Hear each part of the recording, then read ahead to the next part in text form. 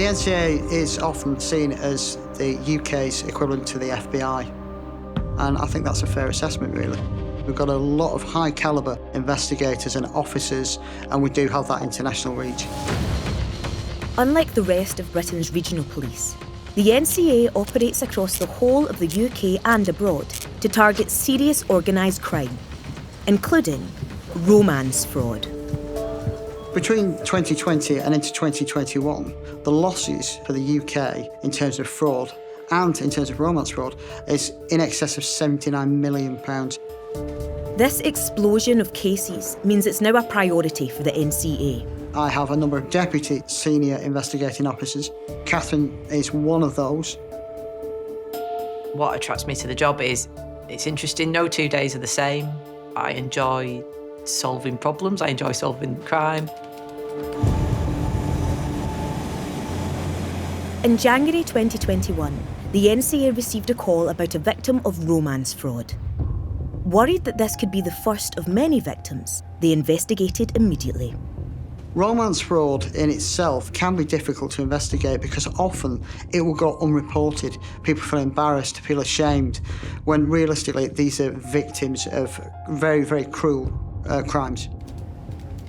We'd been able to trace this victim and help them, but we were aware that our officers were in that victim's home when they were taking a statement from her, and she was still receiving messages from the fraudster.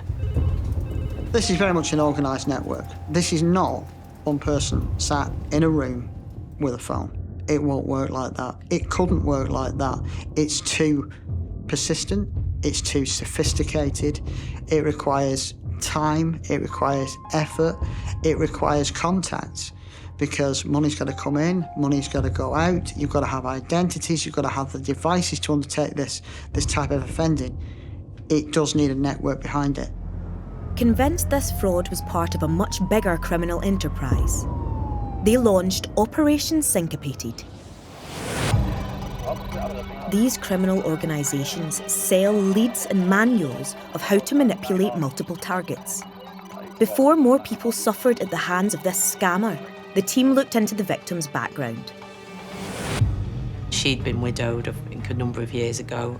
Her husband had died after a period of ill health, which is obviously traumatic for anybody. And I think she was a very family-orientated individual that had put a lot of effort into caring for her family. And I think she'd reached a point in her life where this was her time now to go and find a partner. Her children were growing up and looking, moving out. And I think it was very much that she was looking for that companionship that she hadn't had in a long time. This was the perfect profile to target. Fortunately, the 60-year-old woman had kept most of the 80,000 messages exchanged in the year-long relationship. Investigators began going through all of them, searching for evidence of extortion. She goes online looking for a companion, and she meets an individual called Tony Eden. This person tells her that he's working overseas on a project, so they can't meet, which is a deliberate strategy. Not being able to meet meant there was no way the woman could verify who she was actually dealing with. The photos he was using were of a male in probably his 50s, maybe early 60s. Pictures were of him on holiday, out enjoying himself, looking like he had a very comfortable lifestyle.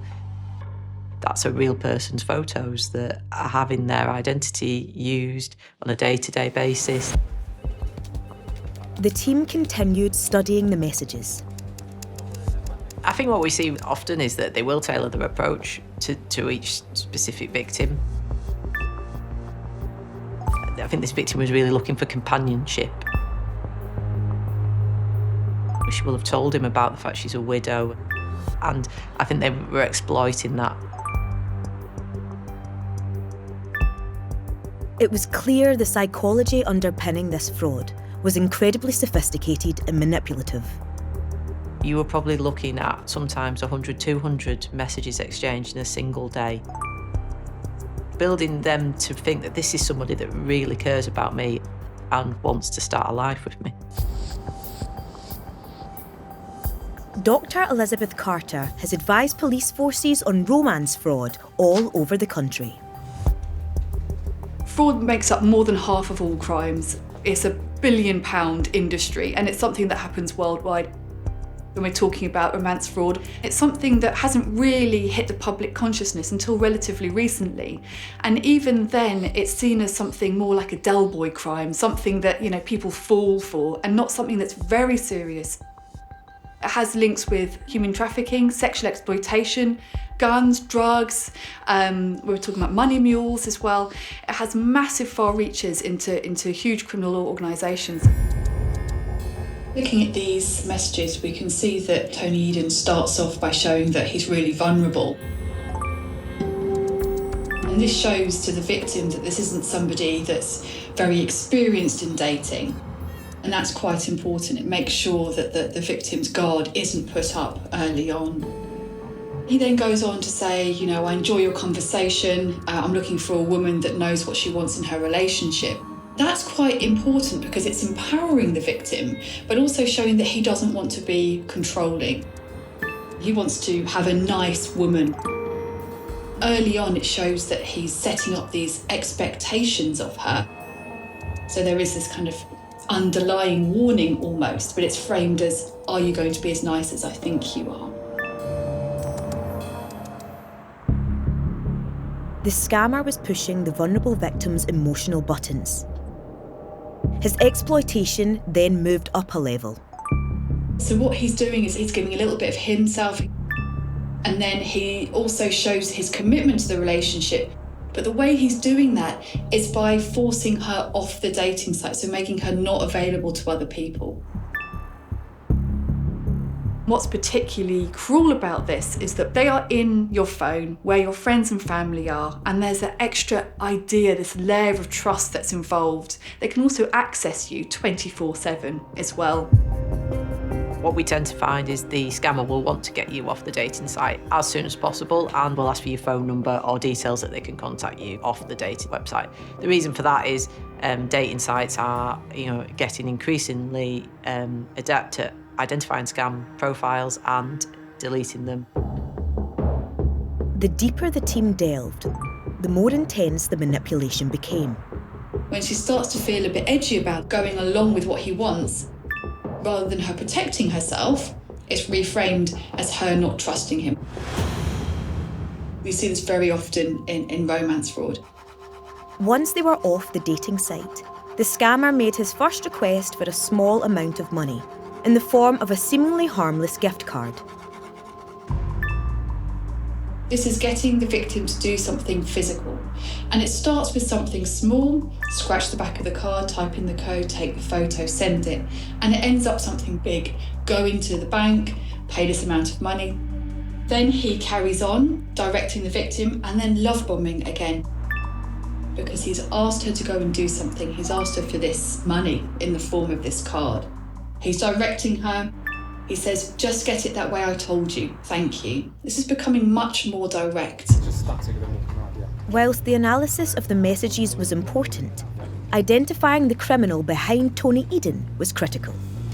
We had two main lines of inquiry. One was the phone number that had been in contact with the victim. The other was the flow of money from the victim to a variety of bank accounts. We were able to follow that money, and that led us to this individual, Sajid Bonahan. So we're then looking to build a profile of them. So does he, what's his income? Where does he live? What does he do for a living? We discovered pretty early on that he was unlawfully present that he was illegally present in the UK. The biggest challenge in the investigation overall was finding him and being able to locate him. That was challenging because he was so under the radar. Unaware he was now under investigation, the suspect upped the ante of the fraud by claiming there'd been a fatal accident at work. He's not asking her for anything, he's just setting the scene here. But it also evokes a protective response from the victim. I need to help. And that puts the victim in a position of control, really, and also a position where they can protect the fraudster. You know, in fraud prevention and awareness raising literature, that asking for money is the big red flag. He's not asking for money here. As soon as she starts feeling as though she's not in a position where she's in control, the fraudster gives her that control by putting himself in a much more, perceived to be much more vulnerable position. Much like every aspect of this scam, the psychological games and manipulation were well rehearsed. He's really careful to maintain his part of the power play. He needs help, but he's trying himself. He's not completely helpless. This isn't someone giving money to a stranger. This isn't money out of the blue. This is an individual who is in love with somebody that they've been dating.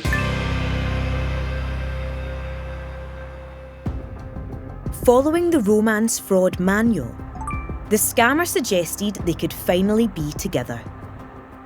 So before it was he needed to have money so he could phone her, then it was money so that he could sort out the accident that happened at work. Now he's talking about having money so then he can come over on the aeroplane. By the time the ask for money comes, all the grooming's been done. Then the fraudster dropped the bomb. Suddenly, he might not make it back. It's harnessing this flight or fight response where something has happened and your heart starts going and you can't think straight and you need to act quickly. The fraudster quite often in these types of frauds, they cast themselves as very capable, very rich, very in control, but also at the same time, situations happen where they really need help. The bottom line is, it's not a good relationship. Whether it's fraudulent or not, if you're trying to protect yourself and they don't like it, that relationship needs to end.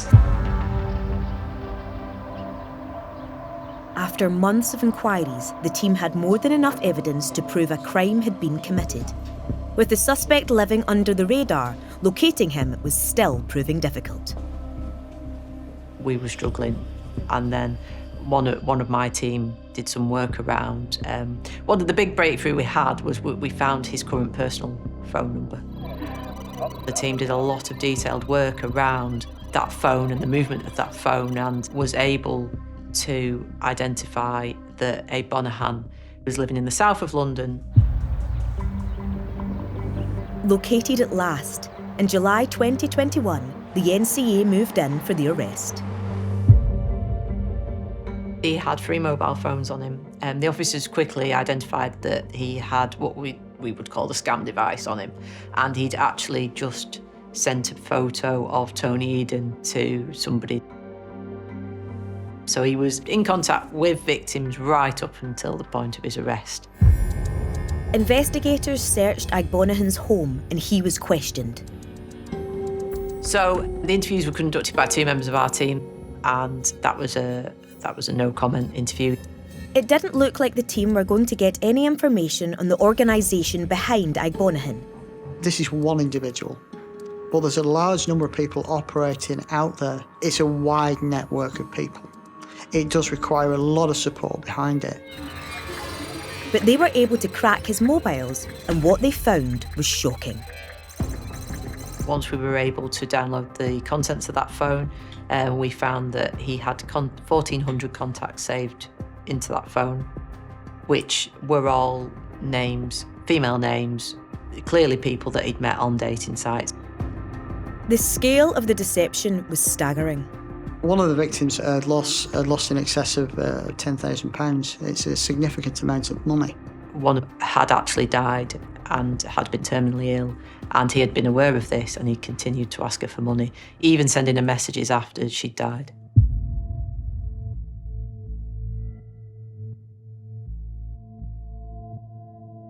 In total, Agbonahan conned women out of around £20,000. and the grandmother who helped bring him down lost all her savings, ended up in debt, and had her heart broken. At the trial in central London, Igbonaghan pleaded guilty to all charges. He was sentenced to 28 months in prison. Just, I was really pleased because the work of the team, and it was really satisfying.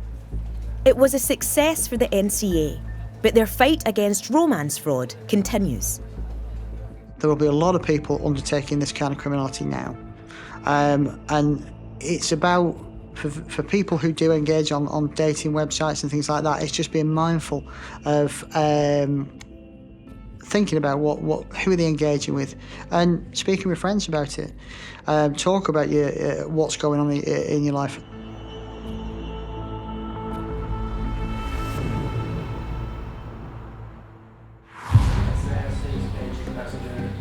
Between 2020 and 2021, 11,148 kilos of cocaine was seized in the UK.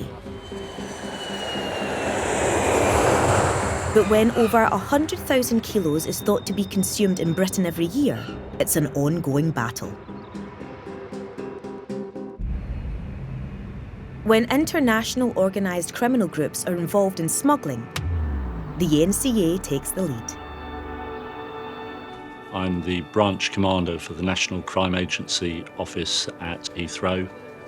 We deal with and work closely in collaboration with partners such as Border Force and Immigration Enforcement, but we are focused mostly here at Heathrow on drug and firearm importation. A lot of our work is sensitive. It might include surveillance and other specialist capabilities, which I'm afraid I can't discuss any further here. On the 30th of April 2021, the NCA got an urgent call from Heathrow Airport about a passenger from Ghana. The on-call officers who were on duty that day were provided information from Border Force that they had stopped a passenger, and within that passenger's bags, they found 15 kilograms of cocaine. The NCA immediately put a team on it. This particular operation was assigned to John. John continues to work undercover, so his identity needs to be protected. Border Force intercepted a passenger by the name of Eric Apaya, who was a Ghanaian national. He wasn't known to law enforcement in the UK. As the officer searched through the bag, she found a package which she pierced, which showed a white powder. That white powder tested positive for cocaine. Eric Apaya was arrested and cautioned. Now, this was a significant amount of cocaine seized, estimated at 15 kilos. 15 kilos of cocaine has a street value of around £5.5 million. Due to the size of the cocaine seized in this case, it was evident that there was going to be an organised crime group involved. OCG involvement immediately escalated the seriousness of the case. The NCA launched Operation Ghana and began investigating Eric Appiah.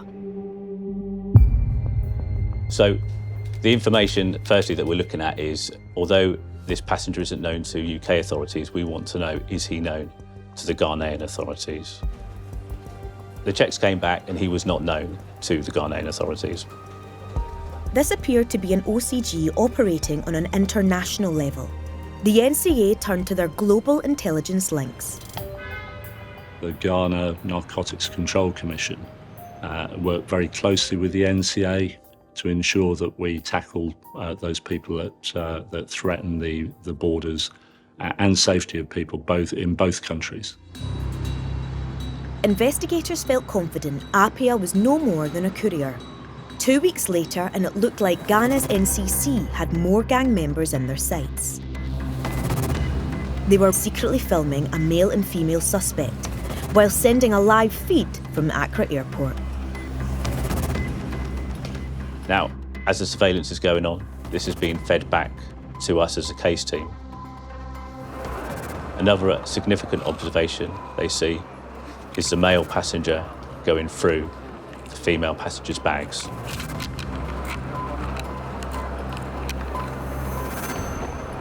we see the male passenger moving items from one bag to another. At this point, we do not know what are in those two bags, but what we do know is that our intelligence suggests that the male is significant to our investigation. Both passengers were bound for Heathrow, and the NCA waited for the flight to land. So as the plane lands, the Border Force team are waiting at the gate. Using the airport CCTV, the NCA communicated with Border Force officers to let them know who to stop. What CCTV captured and what the officers noticed was they came out off the flight separately. The male passenger is stopped by a Border Force officer. So we've got the first objective met. He's then asked, "Are you travelling alone?" He replies, "Yes." Convinced he was smuggling cocaine, his baggage was searched. They've gone through the bag and they can't find it. There's nothing in there of customs interest. So what happens next is, although they've searched the bag, they then swab it. That swab tests positive for the traces of cocaine. The male passenger, Albert Gamafi, was arrested. Officers then moved on to the female. Shortly afterwards, we see Jennifer. She's intercepted by a Border Force officer. She is also asked, "Are you travelling alone?" And she replies, "Yes." The officer removes the contents of the bag, and as she lifts it up, she notices there's an unusual weight to this empty bag. Now, the officer's experienced enough to know that that's not right. She then looks deeper into the bag, starts cutting it. As she pierces it with a knife, she can see there's a brown package. Now, as that's pierced, a white powder is revealed. That white powder tests positive for cocaine. The female passenger is then arrested and cautioned for being involved in the importation of controlled drugs. It was a good result. But now the team needed to work out Gamafi's role in the OCG. Judging from the surveillance footage that we was given by Ghana and the arrest of the female passenger, our initial thoughts was that the male passenger was acting as a minder. So his role really was to make sure that they got through the UK end, and he was responsible for directing afterwards. Gamafi had 4 mobile phones on him when he was arrested. What we found was, on the images, 2 baggage tags, which related to the initial subject, Eric Kupaya, who was arrested on the 30th of April. Those baggage tags correlated with the bags that contained the drugs. The connection confirmed the NCA's suspicions about the seriousness of this criminal operation. With the amount of drugs that have been seized so far, this was a large-scale organised crime group.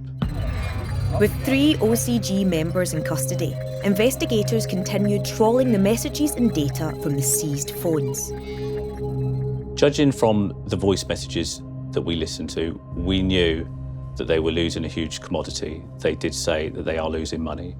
So we're taking the drugs away from them. So this is a good start.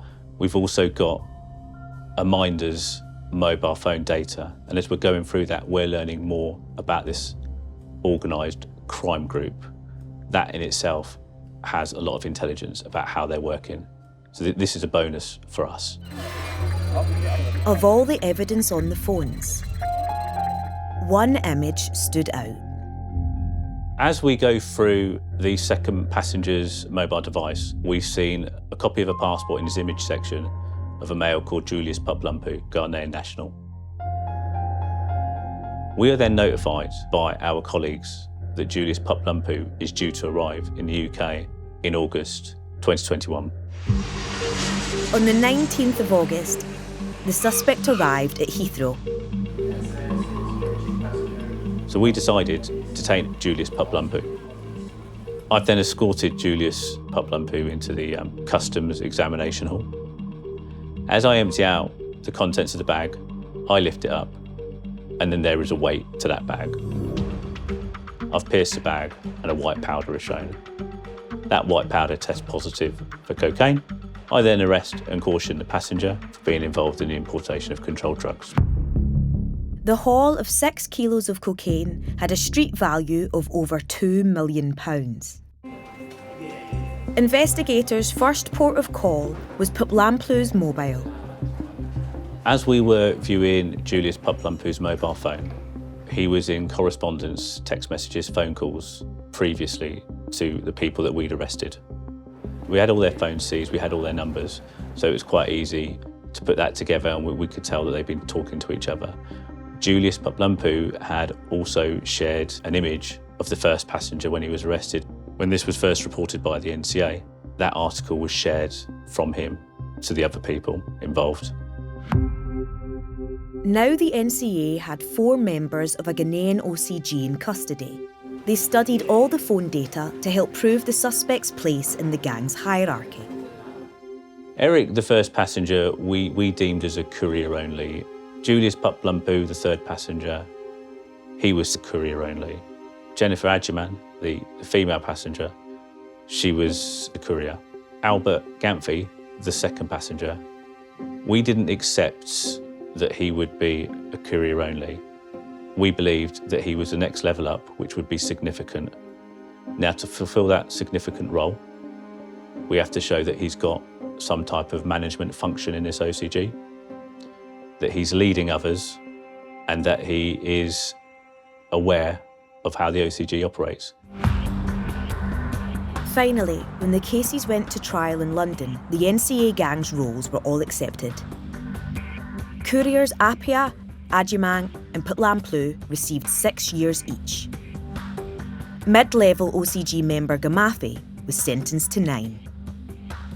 This was an excellent example of working with our overseas partners in Ghana. In my 20 years, this is the first time that I've obtained surveillance footage from Ghana. That footage really assisted our case. This has taken drugs worth approximately £1.5 million wholesale value off the streets of the UK. So taking them away means hopefully we're reducing crime overall, and that's what we're here to do.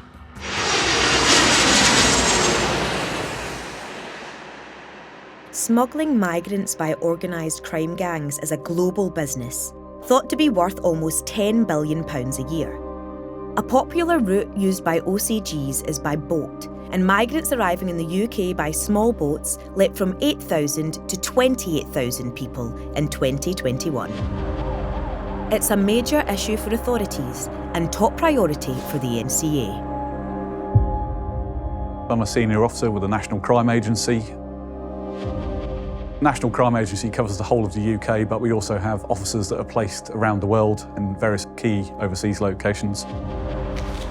We have to work with local police as well as international partners in Europol, Interpol, as well as police forces that are based in various overseas locations. At the time that I was doing this investigation, I was involved in organised immigration crime. That's bringing people into the UK illegally.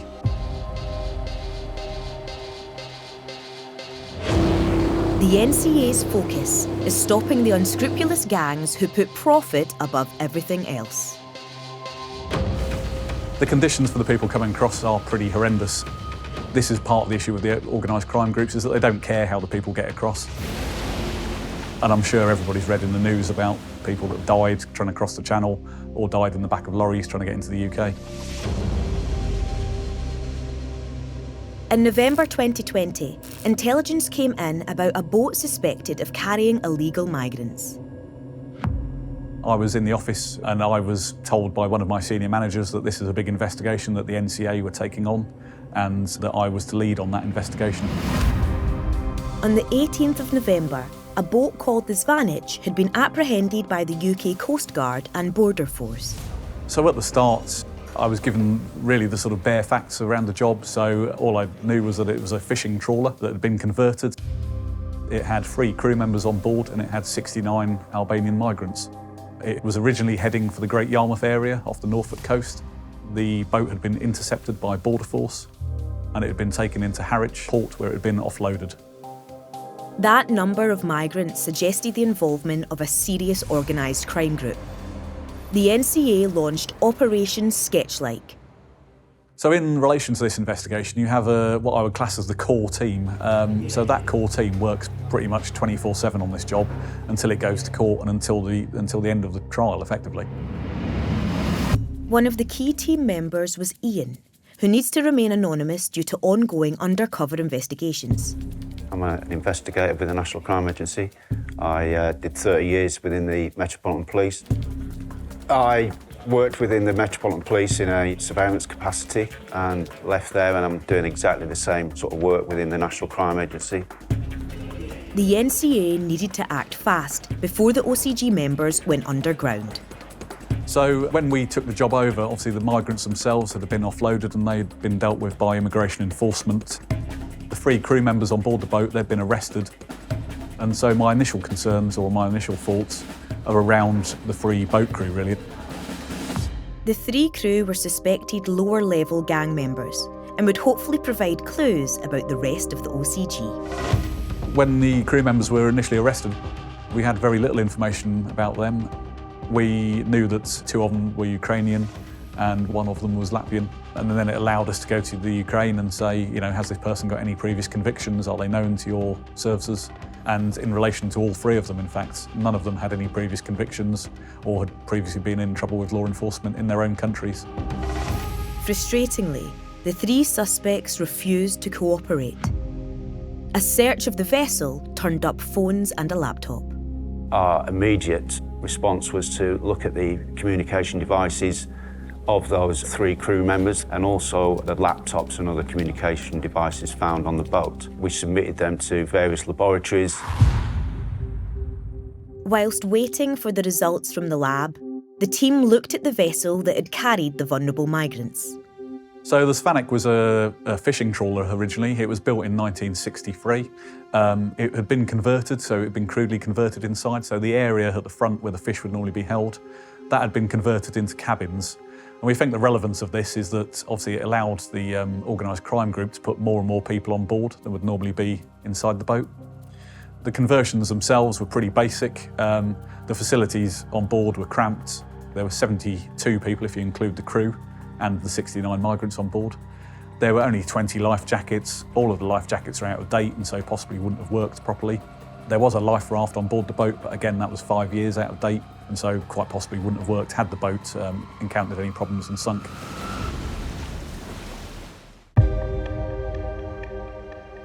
These individuals are purely driven by financial gain and they've got total disregard for the safety of these individuals that they're bringing into the UK. The team needed to stop this gang.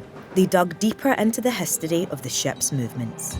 Prior to the boat coming to UK, it had actually run aground in Sweden, and so Swedish Coast Guard had to go and rescue the boat. Their suspicions were initially alerted because the 3 crew members who they spoke to separately didn't have a kind of cohesive story of where they were going on board the boat. They then fed that information into a Europe-wide agency called MAOC, which is the Marine Analysis and Operations Centre. The Spanish was tracked across Europe, where it picked up passengers and was intercepted. The scale of this smuggling operation meant the team needed to find evidence and fast. This is the largest boat investigation that's actually had a UK nexus, so that's actually ended or started in the UK. So far, there were no solid leads. Investigators put all their energies into cracking the phones and computer that were discovered on board. It was very obvious that that laptop had been used for navigation purposes. Prior to that, it had been used by one of the OCG that was based in the UK. And so that was a major breakthrough in the investigation because we were then able to sort of see the wider OCG, if you like. The computer continued giving investigators crucial intelligence. There was communication basically between the captain of the boat directly to the OCG, talking about what the plans and what the procedures were, where they were going to pick up the migrants and so on and so forth. And so at that point you know that he's not really bonded to the OCG as such. He's actually a member of it. The OCG contact in question was a 32-year-old Latvian called Sergei Kulis. His details led us to the Metropolitan Police investigation, which identified other members of the OCG. They'd been arrested and bailed for a matter of handling stolen goods. It was a huge stroke of luck. The Met gave the NCA the names of two more of the gang. Kafir Evge, who investigators believed was the money man, and the suspected OCG boss, Arturo Juices. They had actually seized a number of mobile phones. They shared that mobile phone data with us, and we analysed that mobile phone data. Ian was responsible for harvesting any relevant information from the OCG mobiles. We sat down and looked at the communications between these individuals. It's not for you, bro. Mistake. It's for another guy. It's bounce loan, refuse it. Bro. Everything just came into place. There was extremely damning evidence on their phones, which ultimately, it filled in all the gaps. If their tradecraft had been better, we wouldn't have got the evidence that we got. So as soon as I heard that first message, it was, wow, this is pretty damning. Investigators looked deeper into Sergei Kulis's travel history. It turned out that he'd been out to visit the boat. He'd flown out and he'd visited it for a couple of days. And some of the voice messages that he'd left were while he was basically on the boat, looking around the boat and sort of giving an update to other members of the OCG. My friend have yachta. Okay, anyway, we're gonna meet soon. We're gonna talk. I'm gonna send you pictures. When I had the opportunity to listen to those messages, it was extremely clear and apparent what they were talking about. We're gonna bring you every week 50 people. Just we need to invest now 40,000 if you want, 20 you, 20 me. And certainly in relation to their venture of buying a boat, bringing 50 migrants in every week. From first trip, we're gonna get that money back. They pay off their investment within the first week, and then they will continue to do it week in, week out afterwards. The team calculated the money involved. What they discovered was incredible. We estimated it to be in the region of about £15,000 per person to come across on that boat. So if you scale that up, 69 people, £15,000 each, you're talking in the region of £1 million effectively on that one trip alone. Finally, the NCA had the evidence they needed to bring the gang in. Police, can you open the door? The 8th of June was a day of action effectively. To ensure the element of surprise, the arrests were carefully coordinated. Suspected gang boss Juices was the key target. Where we had probably 3 separate teams, probably of about 10 people each, going to different addresses to try and arrest all 3 of the nationals at once.